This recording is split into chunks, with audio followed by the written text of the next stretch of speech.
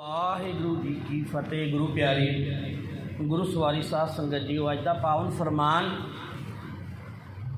धन धन धन धन साहिब श्री गुरु तेग बहादुर महाराज जी का उच्चारण किया।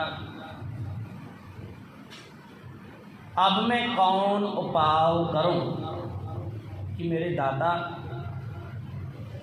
हुण मैं केड़ा उपाव करा, केड़ा तरीका अपनावा जीवित मन को संसा चुके भौनित पार परो, जिहदे नाल मैं इस दुनिया चों मोह कढ़ सकां।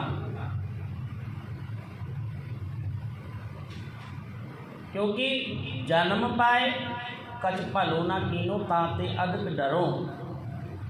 दाता मैं जन्म पा के जदों झाती मारदा कि मैं कीता की, तो बाली हैरानी होती है कि मैं केवल पैसा ही इकट्ठा करता रहा, बच्चों ही सैट करता रहा, घर बार बनाता रहा, बैंक बैलेंस ही बनाता रहा, या फिर रैन गवाई सोई के दिवस गवाया खाए, हीरे जैसा जन्म में कौड़ी बदले जाए। फिर सवाल उठता है हीरे तो बहुत महंगे ने, तो जन्म कितना हीरे वर्गा हो गया। हुण राजा विक्रमादित्य को एक साधु आंदा रोज़, जिदा आम राजे दरबार लाते सी, ते जिहड़ा भी कोई आंदा है वो कुछ ना कुछ उहदे वास्ते लैके आउंदा है भेटा के तौर पर, तो राजा उन्हां तो फड़ लैंदा चीज़ ते गांह वजीर नूं फड़ा दिंदा है। एक साधु रोज़ आउंदा है, वो एक जंगली फल लिया के राजे नूं भेटा के तौर पर दिंदा है, तो राजा भी वो फल चुक के गांह वजीर नूं फड़ा दिंदा है। तो इदा सिलसिला चलता रहा साल डेढ़ साल। एक दिन रूटीन में जिस तरह वो साधु अपनी कुटिया तो जा रहा है, तो फिर वही फल दिता है। लेकिन उस दिन जड़े उस राजे ने पशु पक्षी पाले हुए सन, तो बांदर आया वह खेडदा, तो वह फल जो राजा वजीर नूं देन लगा, जंगली फल जिहड़ा रूटीन सी उहदा, साधु ने रोज़ फल देना, उन्हें राजे ने फड़ना अगे वजीर नूं फड़ा देना, तो वजीर नूं देन लगा, तो उधरों बांदर ने आके वो लै लिया। पालतू बांदर सी, तो उत्थे ही बैठ के खाण लग गया। जो अद्धा फल खाता जो कीमती हीरा निकल के थले डिग्गा, तो राजा हैरान होया, है इन्ना कीमती हीरा तो मैं कदे जीवन में नहीं वेख्या, इन्ने हीरे जवाहरात ने, मैं इन्ना वड्डा राजा। तो फिर वजीर वाल निगाह चुकी कि हाँ मैं तेनों रोज़ ये फल देता वा, कित्थे कीते तो? वो कहता राजा मैं भी खांदा नहीं, क्योंकि जंगली फल पौष्टिकता बहुत होते हैं, लेकिन उन्होंने इन्ना स्वाद नहीं होता। जिदा करेला है बहुत पौष्टिक है, शुगर के वास्ते रामबाण इलाज है, लेकिन फिर भी कौड़ा लगता है। तो कहना मैं तो वो फल खाता नहीं सी। एक मेरा घर के लागे खूह है, वजीर कहना मैं तो उत्थे जाके वो सुट देना, सीधी गल आ। तो राजा कहता चलो 10 किट्ठे सुटे ले, क्योंकि अज वो हीरा निकलिया, तो वह हीरा बहुत कीमती है, बहुत ज़्यादा। तो जदों जाके खूह के अंदर झाती मारी, तो फल तो सारे सड़ गए हैं, लेकिन हीरे चमक रहे हैं सारिਆਂ ਦੇ ਵਿੱਚ। इन्ने जो साधु आया है, तो राजा सोच रहा है कि मैं कितना अनजान सी, मैं कदे पड़चोल ही नहीं की कि ये रोज़ फल क्यों देता मैनू, कदे मैं खोल के वेखदा, फल नूं कट के वेखदा। तो वो साधु भी आ गया, कहते राजा ये तो कुछ भी नहीं, परमात्मा तैनूं रोज़ एक एक सैकेंड के विच कीमती हीरे दे रहा है, लेकिन तू अते सारी दुनिया उसकी कदर नहीं जान रही।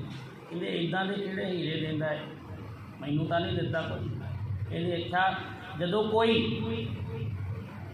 मर रहा होवे उहदे कोल जा, ते जाके दवाखाने में गया है जिथे बाहले मरीज पे ने, तो जाके पूछा कि इत्थे इहो जिहा किहड़े मरीज ने जिन्होंने डॉक्टर वैद हकीम जवाब दे चुके हैं। उन्होंने को जाके पूछा कि तुहानूं की चाहिए है। राजे ने पूछा जाके, जो कि साधु ने कहा सी उन्होंने पुछ कि परमात्मा की दे रहा है। तो उन्होंने पूछा, वो कहते साढ़े को बहुत धन दौलत है, सारा जोर असी ला दिता, लेकिन हुण वैद हकीमां ने मना करता है। हुण असी इन्हां दे तरले कर रहे हैं कि सानू 10 सवास 20 सवास दे दो ताकि असी घर तक पहुँच जाइए। 1-2 घंटे सानू सवास दे दो, जिन्नी मर्जी दौलत लै लो। तो फिर राजे नूं पता लगा कि वाकई में सारी दुनिया के कीमती हीरे जवाहरात सारी कायनात के इकट्ठे करके भी इंसान सोचे कि मैं एक श्वास खरीद लवांगा। सारी दुनिया के कोई नूं हीरे भी इकट्ठे करके जे एक पासे रख दईए तो कहिए एक श्वास जिहड़ा हर सैकेंड असीं लै रहे हैं, तो सारी दुनिया की दौलत सारी कायनात की दौलत दे के भी नहीं खरीदा जा सकता।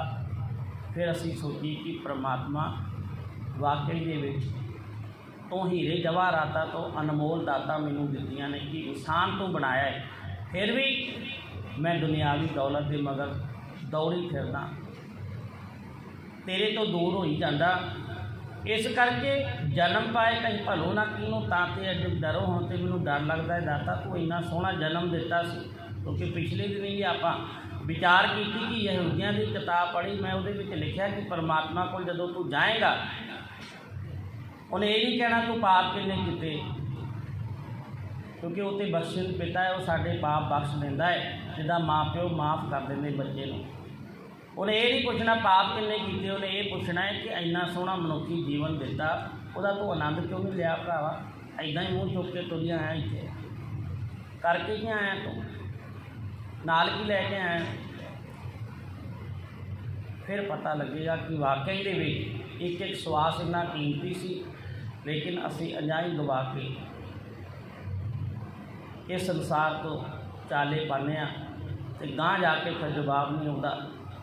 गुरमत सुनकर ज्ञान ना उपजो पशुओं उधर परो। जिदा आम पशुओं को असी जिन्नी मर्जी ग्रंथ पढ़ के सुना दी उन्होंने कोई फर्क नहीं पैंदा। इत्थे गुरु साहब जी आप कह रहे हैं कि गुरमत सुनकर ज्ञान ना उपजे, तो उदाहरण दी पशु की पशुओं उधर परो कि उन्हें सुनना नहीं, कोई ज्ञान दियाँ गल्लां कर रहा है या कोई सानू वेद कथे पढ़ के सुना रहा है तो असी बैठ के लाहा लीए नहीं। उन्होंने अपना चलते रहना है। उन्होंने वास्ते एक नॉर्मल गल है कि कोई बंदे की आवाज़ आ रही है, बस उन्होंने नहीं पता कि बोल की रहा है, क्यों बोल रहा है, इनू सुनिए ना सुनिए नहीं। तो वही रात साढ़े भी नहीं, ताई करके गुरु साहब जी ने क्या करतूत पशु की मानस जात। असी आम इंसान को किन्नी बारी कह दें, बच्चों को कह दें, कई बार कदे कुत्ते नूं नहीं कहते कुत्ता बन जा बिल्ली नूं, क्योंकि वो अपने अपने धर्म से पक्के नहीं, जिद्दां दा परमात्मा ने बनाया वो उदां दे ही ने।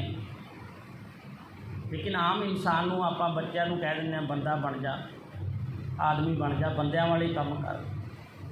इसका मतलब कि बंदा बंदियां वाले काम भुल बैठा।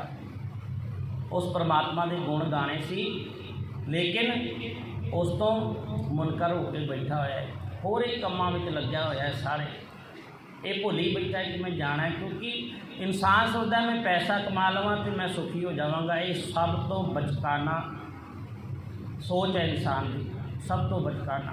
जे पैसे नाल सुख खरीदे जा सकते तो फिर जिहड़े बड़े बड़े धनाल लोग ने, इन्हां तो दुखी कोई भी इंसान नहीं। बिना नींद दी गोलियां खाए इन्हां नूं नींद नहीं पैंदी। पैसे नाल साधन खरीदे जा सकते हैं, गर्मियाँ AC खरीदा जा सकता है, शरीर को ठंडक देगा। लेकिन पैसे नाल साधन लै सकते हैं, सुख नहीं खरीद सकते। सुख हुण AC दे विच बैठा इंसान, कमरा ठंडा है, शरीर भी ठंडा हो रहा है, लेकिन मन दे विच अग लगी हुई है। हुण उसनूं तुसीं किदां पैसे नाल AC नाल बुझा लोगे? नहीं बुझा सकते। ਤੇ ਉਹੀ ਅਸਲੀ ਸੁੱਖ ਹੈ। ਤੇ ਗੁਰੂ ਸਾਹਿਬ ਨੇ ਤੇ ਸਾਨੂੰ ਰਸਤਾ ਦਿੱਤਾ, ਜੋਂ ਸੁੱਖੋਂ ਚਾਹੇ ਸਦਾ। ਸਾਨੂੰ ਇਹ ਦੱਸਿਆ ਕਿ ਜੋਂ ਸੁੱਖੋਂ ਚਾਹੇ ਸਦਾ, ਸ਼ਰਨ ਰਾਮ ਕੀ ਲੈ। जतन बहुत सुख के किए, दुखों कियो न कोई। इंसान सारे पदार्थों के सुख मंगता है, गुरु के अगे आके भी वो इकट्ठे करता है जीवन के विच, लेकिन कदे भी ये नहीं सोचता। वो सोचता साधन इकट्ठे कर रहा, मैं महंगे घर बना रहा, गड्डियाँ बना रहा, पैसा बना रहा, ये मैं सुखी रहांगा। लेकिन नहीं, केवल पैसे के नाल असीं साधन खरीद सकते हैं, सुख नहीं खरीद सकते। सुख जिहड़े ने वो केवल उस परमात्मा परमेश्वर की बंदगी नाल मिलणगे। जो सुख प्रभ गोबिंद की सेवा, सो सुख राज ना लईए। किन्नी उदाहरणा ने गुरु ग्रंथ साहब महाराज जी दे विच। इस करके गुरु के अगे अरदास करिए, कहो नानक प्रभ बिरद पछानो, तबों पति तरो दाता। मैं तो कुछ भला कीता नहीं संसार में आके, ते दाता हुण तू ही किरपा कर, क्योंकि तेरा सुभाव तू चेते रखी कि तू माफ़ कर देंदा है, ताई मैं इस संसार तो पार हो सकांगा। नहीं तो इस संसार में आया मेरा अजा ही जाएगा। इन्ना अनमोल जीवन, हीरियां तो भी अनमोल जीवन मैं अजा ही गवा के ना जावां। एक किरपा करी मैनू अपने नाम के नाल जोड़ ले दाता। जो तू दिता है उहदे विच खुश रहना सिखा दे। दुख दिते ने कोई गल नहीं, दुख अते सुख आउंदे रहिंदे ने। ये जिंदगी दुख अते सुख तो बिना चल नहीं सकती, बेरसी हो जाएगी जे केवल ही सुख जीवन में होण दा। तां कोई गल नहीं, बस तू इन्नी किरपा करी दुख अते सुख बर्दाश्त करन दी हिम्मत आ जाए। क्योंकि बाहला एकदम सुख आ जाए ना, बाहला पैसा आ जाए किसी कोल, ते कई बंदे पागल हो जाते हैं, अयाशियां में पै जाते हैं, दिमाग काम नहीं करता उन्हों का। ते कईयां नूं ज़्यादा दुख आ जाण तां भी कमले हो जाते हैं। दाता किरपा करी, भावें सुख दें दुख दें, उन्होंने असी बर्दाश्त कर सकीए, चंगे पासे ला सकीए। सो इन्नियां बेनतियां प्रवान, भुलां चुका खिमा। वाहिगुरू जी का खालसा, वाहिगुरू जी की फतेह।